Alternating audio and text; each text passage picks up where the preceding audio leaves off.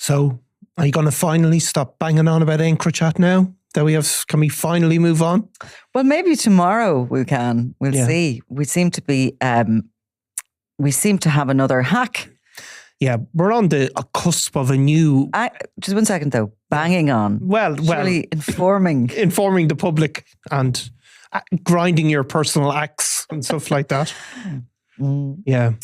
It's so, basically what happened today was the raids may still be going on, but there's a major operation across 3 counties at least, and somewhere between £6 and £7 million worth of cocaine has been seized, and a number of properties have been raided, all of which would be a major drug bust, but probably underneath it all, what we're hearing, and we haven't got the full details, are that this is part of an international operation looking into another encrypted network that seems to have been hacked into by police forces.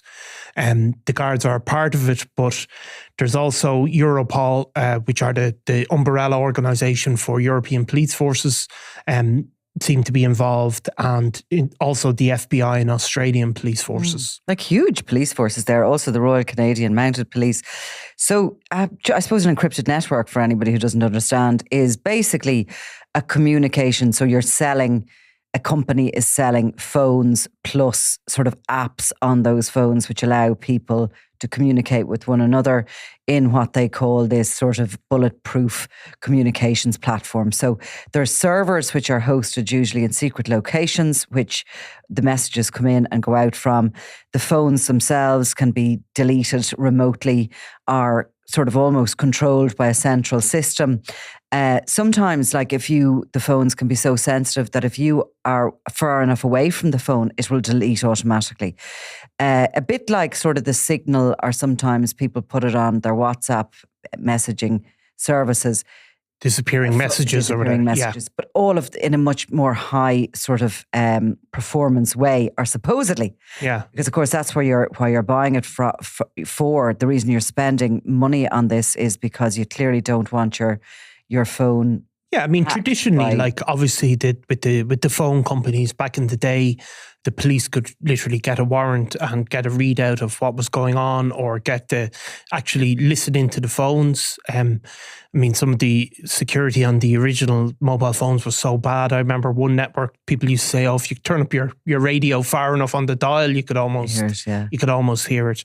So obviously the police had great access to all of that information through various means, but mostly because the telecommunications companies based in Ireland would give them what they needed. But obviously the encrypted networks were meant to stop all of that, and they were untraceable, unhackable, or so they were meant to be. They were sold, yes, by the people behind them. And of course they were sold deep within the criminal networks of Europe. Encrochat was first discovered by and I'm reading on who's going to be at this press conference tomorrow, because it's interesting. The French gendarmerie were the ones who discovered the Encrochat server in a place called Roubaix in France. They had been noticing these phones showing up in a variety of raids and when drugs had been found, etc. And they somehow applied for a warrant to, I'm not so technical here. Yeah. But they placed something, they discovered where the server was and placed some sort of a bug, we'll call it, in the server, which then sent out a message to the 60,000 handsets that the Encrochat network had saying, will you update? Yeah. The way you get these sort of messages on your phone sometimes at night, you usually hit yes. You're kind of used to it. I think it's a measure of how sort of safe people felt using their Encrochat phones, that most of them hit yes. Yeah. And all of a sudden, they went live so they could hear what was going on and see what was going on the network. And all of a sudden, the French didn't actually have enough personnel, to gather this information. They had to scramble to get more technology, and they reached out to the Dutch for help with this. They managed to harvest all these conversations and messages and filtered it through to Europol, which is where the press conference is going to originate tomorrow morning, when they will be given some details of that. Europol then sent the various relevant messages to the various territories, to Ireland, to the UK, and to Belgium and other places. Now, tomorrow we have the Australian Federal Police involved. We have the Royal Canadian Mounted Police. Canada has traditionally been involved because servers are there was one of the major servers found there as well. But perhaps Canadian criminals are using this phone network. We won't know until the morning. It also says here a list of countries and organisations involved, but maybe not speaking tomorrow at the press conference, is Australia, Canada, France, Iceland, Ireland, Italy, the Netherlands, Sweden, United States, Europol and Eurojust. So all of those countries are involved and organisations are involved in this, essentially what seems to be another hack of another system. Yeah, I mean, at least that's what it looks like. I mean, it's certainly not clear exactly what's going on. I mean, obviously these criminal organisations have continued to use encrypted networks of some type. Following the Encrochat hack, I mean, we can just presume that that's the case. So we're not fully clear. I mean, the other thing that could be coming from this, although we have the raids here in Ireland, which suggests there is some live information or intel coming. But I do know that in Encrochat, that the French have very much been circling the owners and the kind of the sales team that distributed Encrochat at the same time. Now, that wouldn't necessarily feed into current raids because the Encrochat hack, became evident in the July when the phone company itself sent out messages to all those users saying, get rid of your handset, and the handsets went into rivers and everywhere. There's also an interesting link to France because a couple of weeks ago, very, very high profile case, the Telegram CEO, the founder, a guy called Pavel Durov, a Russian national. He's kind of like an Elon Musk type of character. Like Telegram, I don't know if you use it. I have it. Yeah, I mean, never really got totally to grips with it. Well, it's very like WhatsApp, Signal, really. Yeah, but it is encrypted. It's encrypted end to end. He was arrested in France. He's actually a French citizen as well. He landed his private plane. This isn't a guy who's hiding. He's a very public guy in terms of social media, very well-known figure, sometimes been very in with the authorities, sometimes not. But they have an encrypted network, and he was arrested in France while he landed his plane for refueling. And he was arrested on the basis of child sex images that were being shared, but also on suspicion of allowing drug trafficking and other criminal actions to occur on the Telegram. On the Telegram network. Now, again, we don't know if this has anything to do with that, but obviously we're seeing these networks are becoming the focus, really, aren't they? For They are, and like I actually pulled up some recent details of what actually the Encrochat hack has succeeded in, sort of the latest overview from Europol on what the Encrochat hack did. And basically it has so far, this was in the summer, led to 6,558 arrests worldwide. 197 they describe as high value targets.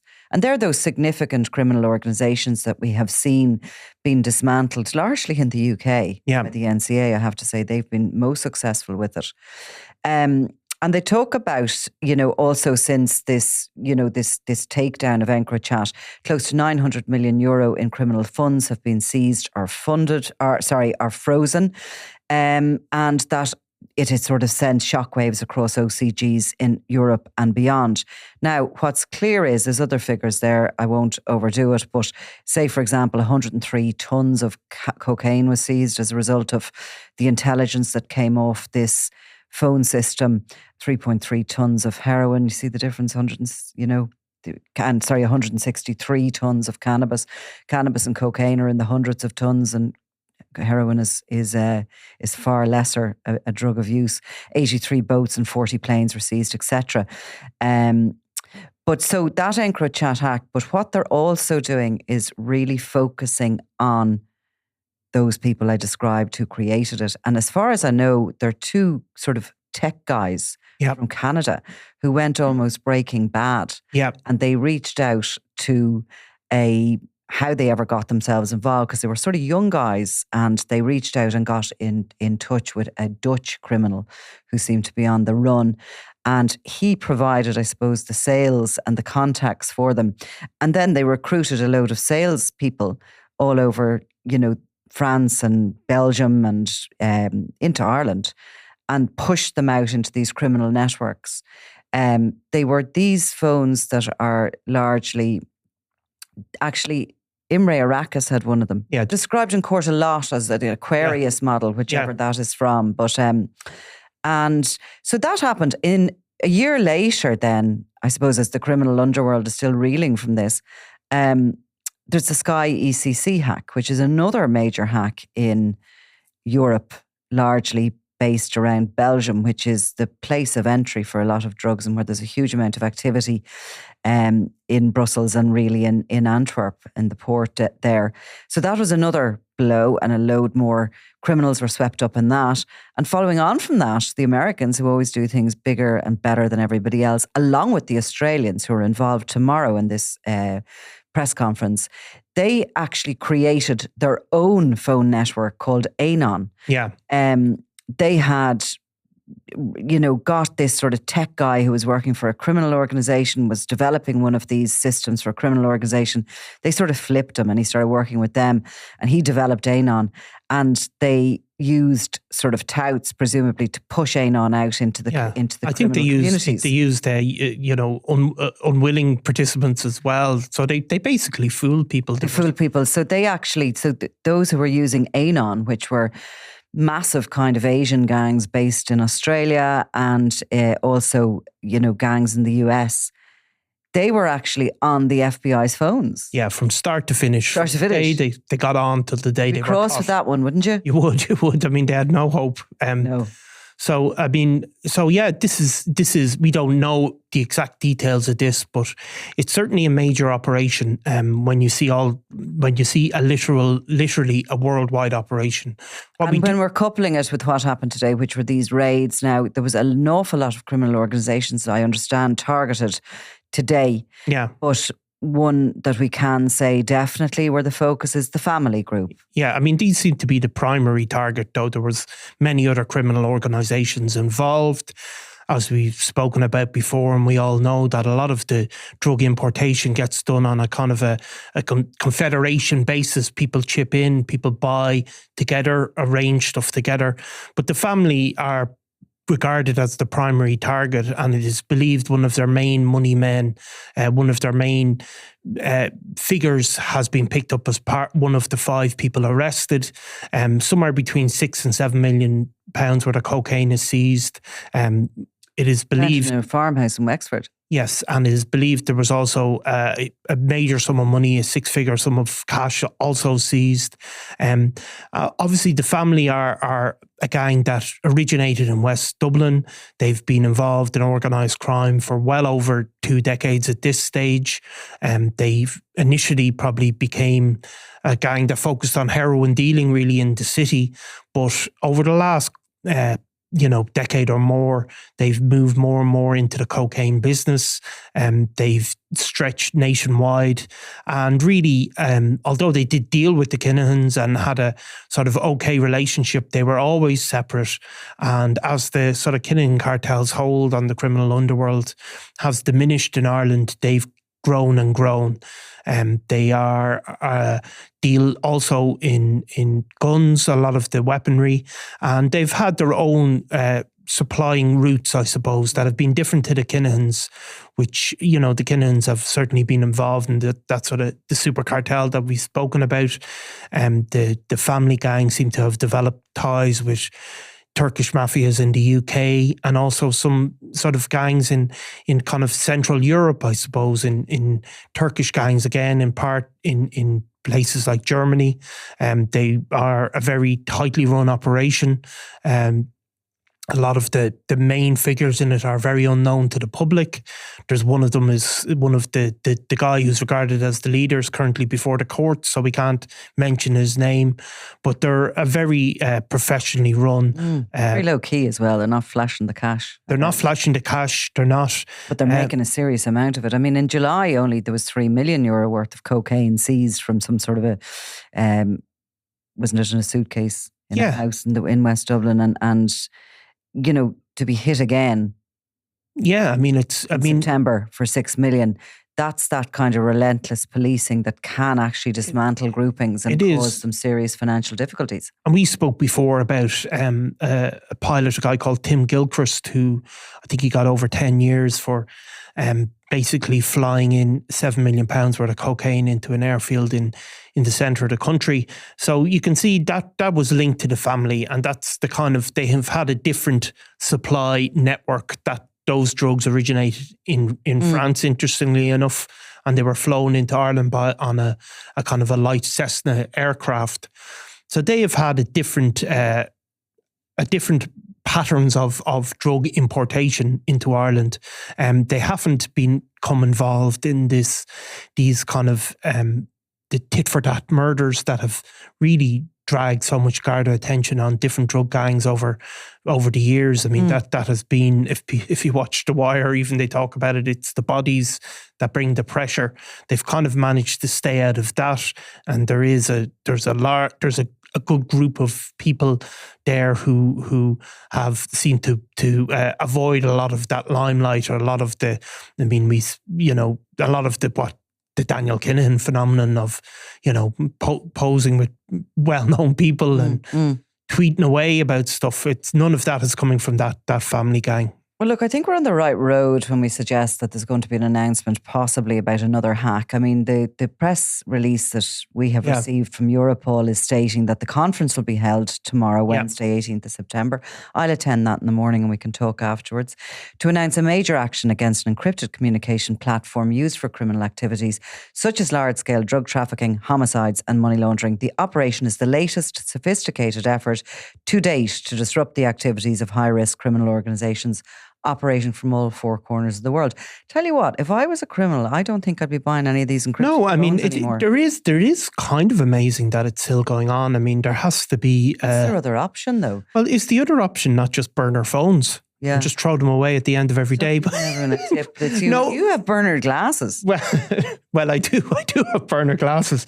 But I mean, that is what traditionally was used before the arrival of encrypted phones. People use the... But it's kind of difficult sometimes to do that, Like, would it not be evidence if you were buying a phone a day and chucking it for a start, in a bigger kind of a case against you? And also, I think places like Spain, from memory, and it's been a while since I've been trying to buy burner phones there, but you had to provide your passport. It wasn't so easy actually to... No, I think as well that the problem is that you have to, if everybody is doing it, it's the ability to keep in contact with each other. Yeah, true. So if you're throwing away your phone every day... Nightmare. Imagine having to remember. Yeah. Be eating pieces of paper with numbers on it and stuff like that. No, that's sort of nightmare. But maybe you get a bit lazy then, and when you have a system, like anything, when you have a system of technology that works for you, you are really going to just stick with it, and hope for the best, maybe. Maybe so. I mean, and like, they're so international, these gangs, that it is impossible for them to operate by just meeting and No, and I mean, this is what you've seen the rise of in Europe, which is this kind of the fact that the economies of scale have grown so big, and that the people at the top of these criminal networks really aren't thinking anymore just about their national territory.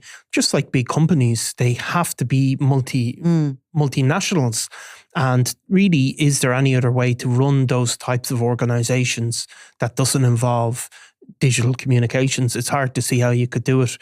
But still, there has to be a bit of... It is a bit hard to believe, is it, that you're still trusting... I wonder if George the Penguin Mitchell ever get his encrypted network off the ground. Of course, he was investing in the development of another network which was being created in an underground bunker in Germany around 2015, and the bunker was later raided, and the operators of the bunker were put on trial and jailed for short periods of time. But he sort of escaped the net that time. But it definitely, as far as I know, it got up and running. What a story it would be if it was Mitchell's encrypted network. But anyway, you'll have to wait till tomorrow. We'll wait till tomorrow morning. But I'll click onto that and I will give you a call once it's done. So there is going to be a separate conference held in Dublin where there's going to be a Q&A session. The Gardaí are obviously very much... I mean, this didn't happen with Encrochat, of course. And my whinging and banging on about Encrochat was because it happened in every other country that the Europol press conference happened, and then each country that had received the intelligence and moved and acted upon it stood up and proudly told their nation what they had done, what they had achieved, how many weapons they'd seized. We had done nothing because we had just simply taken the information and kept it as intelligence. So this looks to me like a completely different team in town, a big but it is a different, I mean, it's definitely different because, you know, the fact is that the two events are being linked. There's no doubt that Encrochat information was given to the Gardaí and they used it in various ways as intelligence to conduct operations, but they never sought to use it really as evidence in a court case. I think if there's court cases arising out of these arrests, we're going to have the introduction of encrypted network hacks being given in an Irish court for the first time. It's definitely a break from what previously went on. I mean, we know that all sorts of Irish criminals were using Encrochat. We know, for example, Liam Byrne, just to pick one out of random, was going on trial for things he was doing on an Encrochat, but we didn't see it in the court. We've actually heard it in extradition proceedings at various times, but it's never been used to actually put somebody away. I think we're seeing a total break from that previous strategy. Well, the success really of the Encrochat information being put before the courts in other countries has to be something. I mean, the UK, there's been challenge after challenge, but nothing has actually got anywhere. I think perhaps in France, parts of it are being challenged, and the Netherlands, but the cases are still going through. And those figures that I spoke to you about there, the latest figures from Europol, are just showing. So they're the arrests. Let me see if I can actually see. Right, 7,134 total years of imprisonment for convicted criminals up to now. Yeah, I mean, it is stunning. And as you said, like what happens in a court in England, although you would think, what does it matter in another jurisdiction in Ireland? It has mattered in the past, and precedents in courts in England are regularly used in Ireland. Our legal systems are quite similar, common law legal systems. So those challenges have gone all the way through in the courts in England and have all failed effectively. And I think that gives an indication that they certainly could succeed or should succeed in Irish courts as well. Right. Well, look, I'll go to this tomorrow and I'll talk to you afterwards. Okay, bang on. You can bang on about it then. Bang on.